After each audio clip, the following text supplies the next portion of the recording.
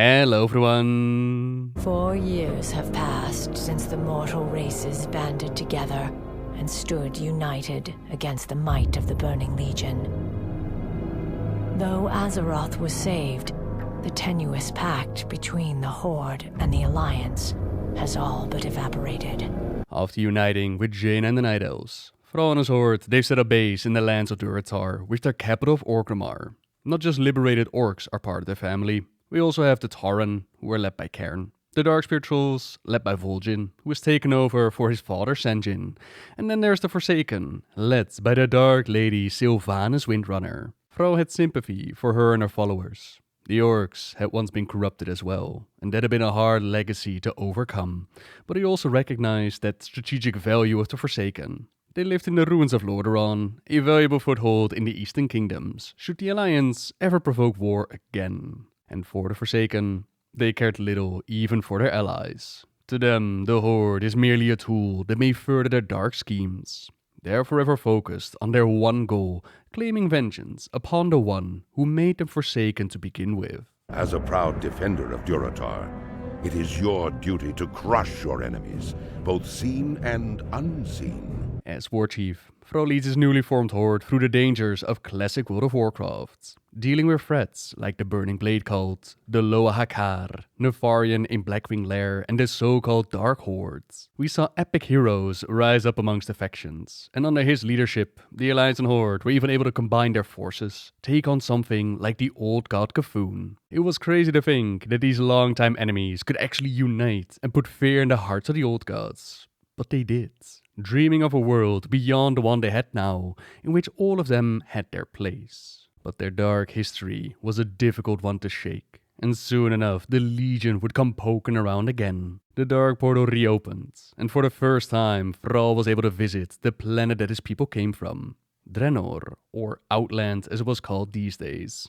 It had transformed quite a bit, but there was one place that was still very similar, the beautiful lands of Nagrand. That's where he met with his grandmother Geisha, in the village of Jaredar, named after his grandfather. Meeting her would change the Warchief's life forever, filling him in on stories of his parents that he had never known, of his people and the life that he used to have. She even told him his true name, Goel, the name that his parents would have given him.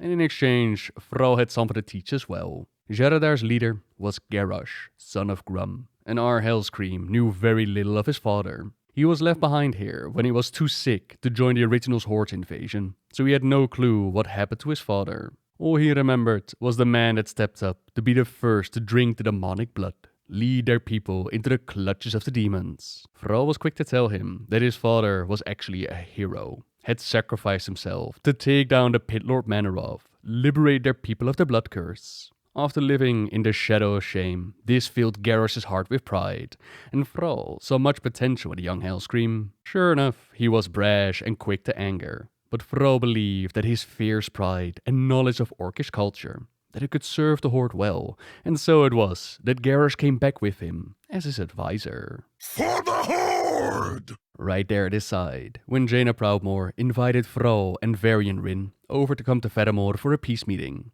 to negotiate and have talks about the future, to bring the Alliance and Horde closer. Thrall and Jaina were both lovers of peace, although some nasty rumors surrounded them. It kinda left out the peace portion. Nothing like that has ever happened, for at least as far as we know. They're just real close, considering all that they've been through, and they act like a bridge between the factions. Now, despite some initial hurdles, the meeting was actually going rather well. Varian and Thrall were able to see eye to eye, see the benefits of cooperation rather than hostility. Outside forces saw this as well, made quick work of it, made sure that they wouldn't join forces, and accusations were quickly tossed around. Safe to say, there would be no peace in Warcraft today, as both sides returned home to make ready for the next war. Arthas the Lich King had woken up, and his undead scourge roams the land. We'll have to take the fight to Northrend, put more of their people at risk, and while Sylvanas and Garrosh were ready to go, Thrall was a bit hesitant to do so. His soul burned for revenge, but the elements tell him to think clearly. The Lich King is a ruthless opponent after all, one who must be handled carefully. If he does have any traps for us, we should know about them first, not just blindly walk into them. Hellscream can't believe this cowardice. If he was in charge, he would first conquer the humans, who are as nothing to the might of the Hordes, and then send their force to Northrend to crush this puny Lich King and his undead army. The Horde should rule all of Azeroth, and Thrall could feel that Garrosh was close to challenging his leadership. It would be best to force his hand before support for his ideas could grow, so he goaded him on a bit. Don't make the same mistake as your father, Garrosh, Thrall warns him, and that pushed the dab button just right, challenging his warchief to Makora, a duel of honor, traditionally to the death, but no longer, as Thrall had made sure to change those rules. In the arena they clash, with Garrosh being no match to Thrall's elemental mastery. But there would be no clear winner to their fight, as the Lich King's forces dare to invade Orgrimmar. The issue had resolved itself, as they clearly had no other choice but to stand united and face the undead armies head-on. Thrall even decided to make Hellscream overlord of their offensive, with Varrock Saurfang at his side to advise him along the way. Now, despite the Alliance and Horde not really working together, they still made great progress with the campaigns into Northrend. That is, until they combined their forces and assaulted the wrathgate. Behold now, the terrible vengeance of the Forsaken! Sylvanas Windrunner and the Forsaken, they've been working really hard on getting their revenge. A special surprise was crafted. A plague designed to wipe out not only the living, but also the undead. It was unleashed upon all down below. Alliance, Horde, and Arthas the Lich King. Now, Sylvanas claims that she'd been betrayed, that the attack was not on her orders, that she's been kicked out of her own city. Not everyone believes her entire story, but those are worries for later. What is clear is that a whole bunch of their forces got wiped out, which didn't exactly make things between the factions any stronger. And the Undercity has been taken away from her. Separately, the factions go into Clean House and claim their revenge. Blood and thunder, champions of the Horde! We fight on this day for our fallen brothers and sisters. Mourn them not, for they all died with honor in their hearts. Great wind, brother, clear our path.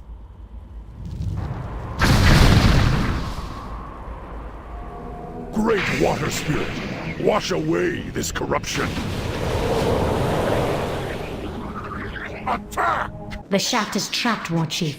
A fall would mean certain death. The spirits of air have heard my call. Cyclones will lower us to safety. Now we jump.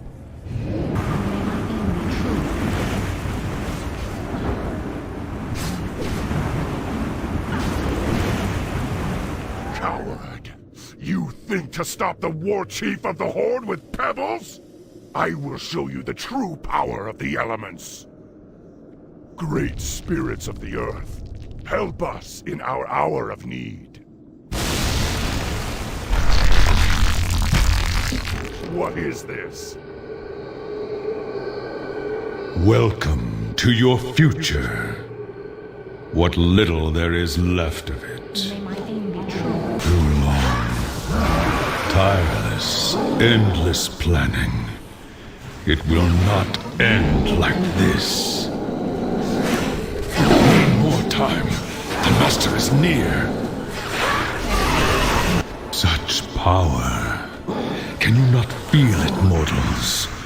Cease this foolishness and join me. I will not fail. Not again.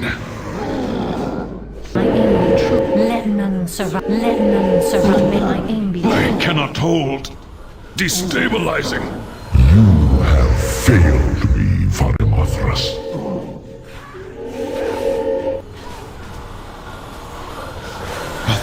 1,000 pardons, Master. I will deal with these intruders myself. Years wasted. We are victorious. The Undercity belongs to the Horde once more. Loktar! Dark Lady, join me. You have fought hard and spilled much blood for this right. Such will be the fate of all enemies of the Horde, Warchief. Now we must deal with the wretch, Putris. We shall, Sylvanas.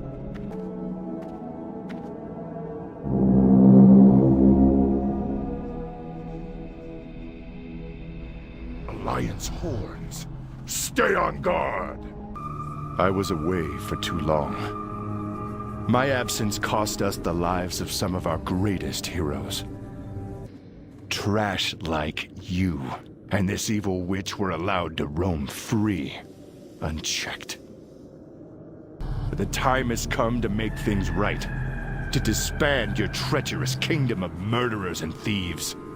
Putris was the first strike. Many more will come.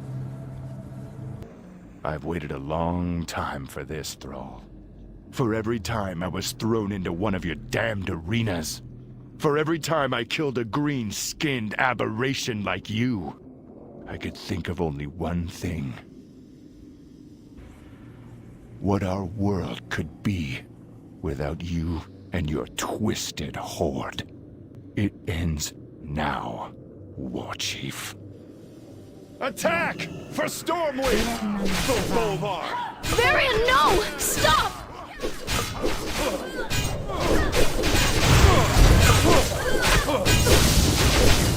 It did not have to be like this.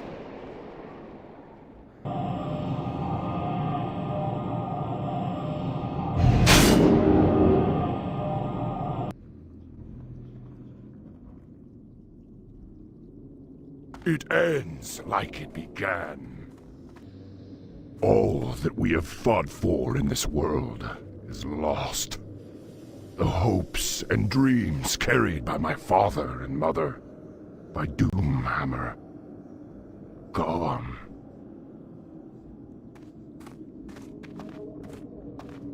If only you were here right now, old friend, you would know what to do.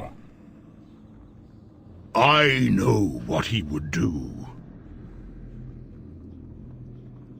He would say to you, Thrall, lead your people. Let's go home, old friend. Quite the blow for all that Thrall had worked for. And what happened in the Undercity here today? It made him leave behind some of his core cron, his elite fighting force and personal bodyguard of the Warchief, to make sure to keep an eye on Sylvanas and her people. His dreams for the future, they seem near impossible. Not with someone like Varian Wynn in charge. Not with forces from within and without, trying their very best to keep the factions separate. It did make for some interesting storytelling though, having Varian be the aggressor with his own background and motivations. Thrall and Jaina trying to get them to cooperate, and then Garrosh being very similar to Varian, constantly coming to blows, even when the fate of the entire world is at stake. Yogg Saron has awakened. I want to see this dwarf. Garrosh, To see the fear in his eyes. Then we'll know if he's telling the truth. No, wait! We are going to need all the help we can get if we are... Thrall! What? What are they doing here? Let me explain. I thought I smelled the stench of Alliance pigs. control yourself. You want my blood? Come then, dog. He's mine. Stop it! We have all lost! A great deal in this conflict. But we stand to lose everything if we do not stop fighting and work together! A true war chief would never partner with cowards. At the wrathgate, the Horde's partnership killed more of our men than the Scourge. I'm done with your Horde. May this Death God take you all. You disappoint me, Garrosh. Time and again, we can clearly see that Thrall and Garrosh have some different views when it comes to the future of the Horde and their relationship with the world. Luckily, heroes amongst the factions took it upon themselves to join Tyrion Fordring, prove their worth, take on the Lich King. Despite their differences, Thrall still rewarded Garrosh for his successful campaign into Northrend. Underneath the shadow of the armor and skull of Manoroth, Garrosh was granted Gorhal, the weapon of his father, the blade that had set their people free, but also took the life of the noble demigod Cenarius. Like any weapon, it could be used for good or ill. I charge you with being the best of your father, Garrosh, with using this weapon wisely and well, for the good of your people. The Warchief still sees great promise within Hellscream, and within a different timeline, he might have been right. In this one, we saw the coming of the cataclysm, Deathwing breaking out of the world, which caused a whole bunch of death and destruction. Before his arrival, the world could already sense something was up. The elements were in turmoil, and so the Warchief of the Horde thought that it was best to take a little trip back home, to go back to Outlands. Perhaps there, under the guidance of his great mother Geisha, he could further his knowledge and power, heal the world that he had come to love, and make sure to protect his people.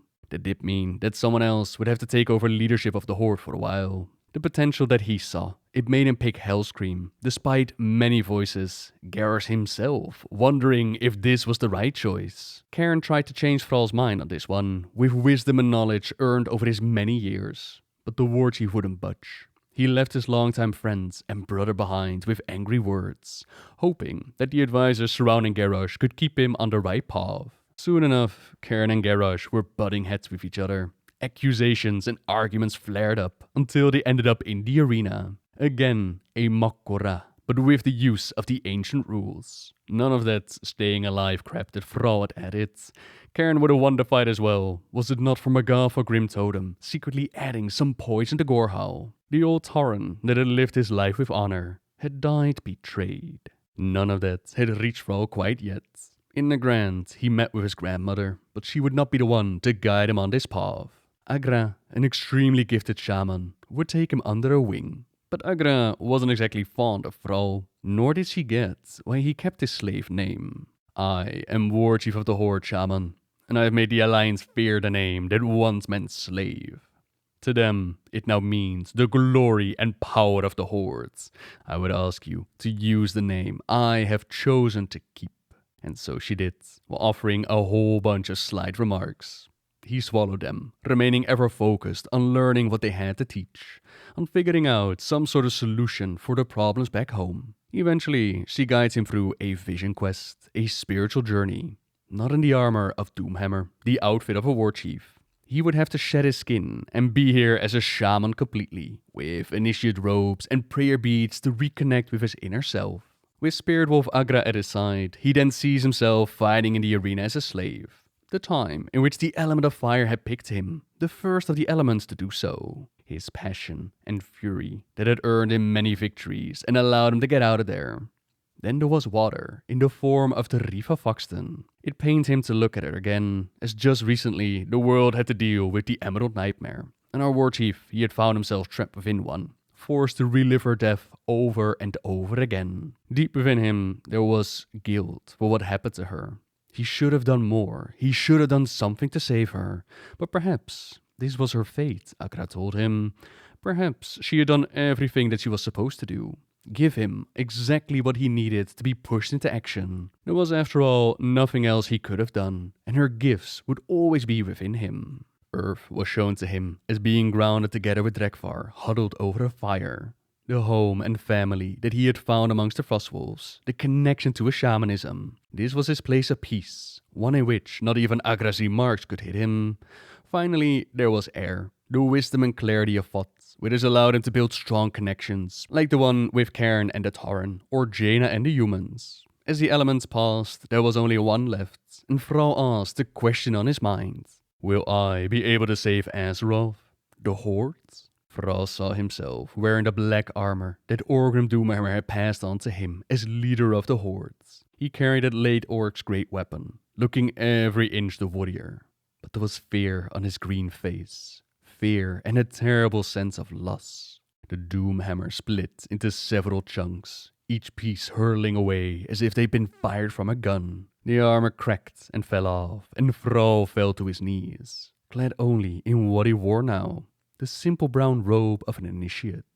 With fear in his heart, he returned to the waking world, unsure what the vision had meant. The next day, they traveled to the Throne of Elements to ask the mighty Furies for clarity and aid, but they can't do very much. They can barely help out to corrupt the paint elements on their own worlds, let alone those far away on Azeroth. The Fury of Winds advises him to think on his quest, on what was shown. Fire burns a passion in his heart, a blessing to help him heal the world, which was an honor not even shown to Agra. Water lets him weep and truly feel for when he would be ready to heal the wound in his soul. Then finally Earth.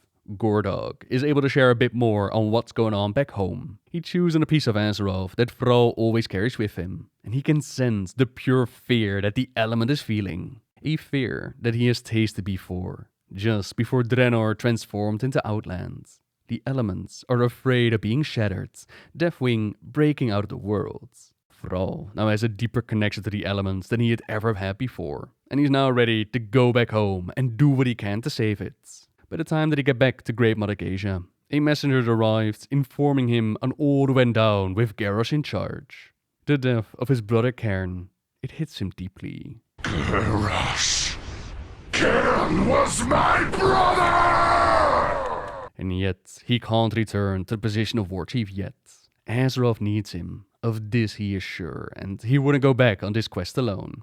At his side, there's now Agra. No longer just pissed off and mean at him. She'd grown up on stories of Durotan and Draka, and she'd very much wanted to be like his mother, a warrior maid. Then their son had returned to their lands, which had excited her, but he didn't stay. Then he returned again, but only to seek out their hard-earned knowledge. Not even to save the home world, but this alien place of Azeroth. She had been pissed off about that. But their vision quest together, it showed her the real orc behind it all. The real reasoning, the big heart that felt responsible for an entire world. She wanted to come with him, but not if he was gonna wallow in self-pity. He had chosen the possibility of victory by coming here, over the certainty of defeat if he had stayed. Our former Warchief recognizes the wisdom in her words, and he would love to have it at his side. Together they returned, first up being Cairn's funeral. As he says goodbye to his brother, he understands the vision that was shown to him. If he continued to walk the path of Warchief, he was going to fail, and so he takes off the Doomhammer armor and once again adorns himself in robes and beads. Just at that moment, Deathwing breaks out of the maelstrom and the cataclysm hits in force. Thrall had been called, and he would go. Not as Warchief, but as himself. As Thrall, son of Durotan and Draka, Shaman. Elements guide me, for honor and glory. For the Horde. Let's move. But the events of the Cataclysm and beyond that we'll save for next week. So for now, thank you very much for watching everyone. Subscribe if you like my videos. Leave a like if you enjoyed this one. And until next time. See ya!